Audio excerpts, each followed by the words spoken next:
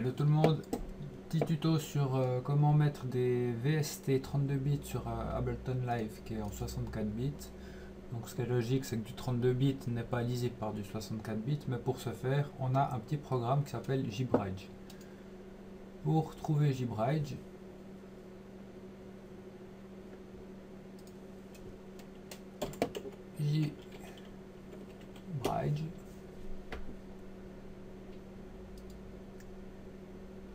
c'est une version démo qui permet 20 minutes ou la version payante qui coûte 15 €.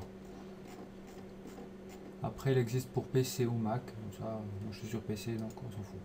Donc on le télécharge. Une fois qu'on l'a téléchargé, on le lance.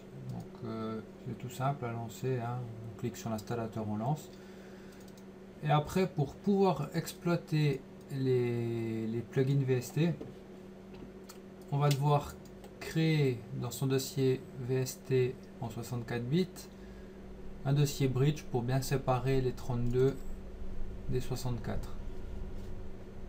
Après on peut le faire dans le même dossier, mais bon, c'est quand même mieux de les séparer histoire qu'on sache vraiment ce qui est originaire 64 bits et les 32 bits. Alors on va lancer JBridge.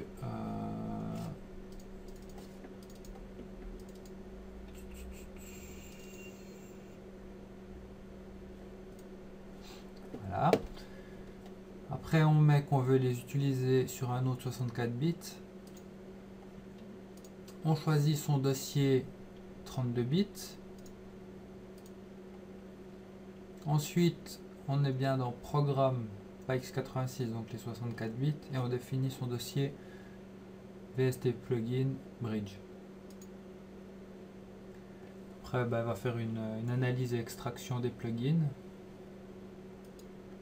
Quand il aura fini, il va dire qu'il a eu quelques petits problèmes. Bon, c'est tout à fait normal. C'est qu'il y a certains plugins qu'il n'arrivera peut-être pas à convertir, mais bon, c'est pas grave. On met oui. Ok.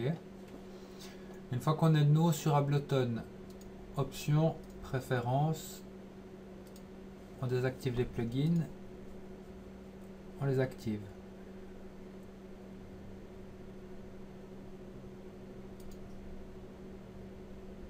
Obéis.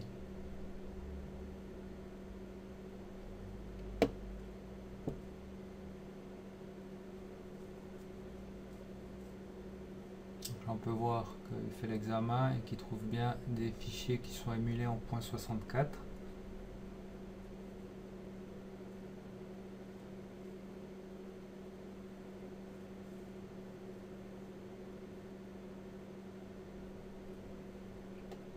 Si on venait à ne pas trouver ces fichiers VST, donc on met juste chercher, on sélectionne programme ou le dossier où on a installé tous ces VST. Moi, en l'occurrence, je les stocke dans programme VST plugin et on dit le dossier à la racine. Après, une fois que c'est fait, on a ces plugins 64 et c'est bridgé. Et maintenant, on va lancer par exemple Nexus.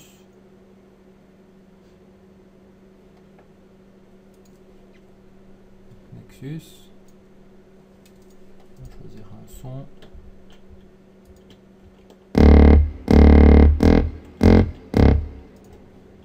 On va essayer le Massive.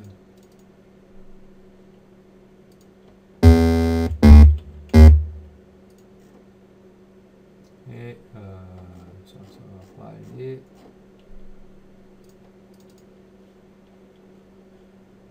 Donc on voit bien que tous ces plugins VST ils fonctionnent. C'était un petit tuto sur comment retrouver ces VST sans avoir à devoir les réacheter en version 64 bits alors qu'on est déjà possesseur en 32.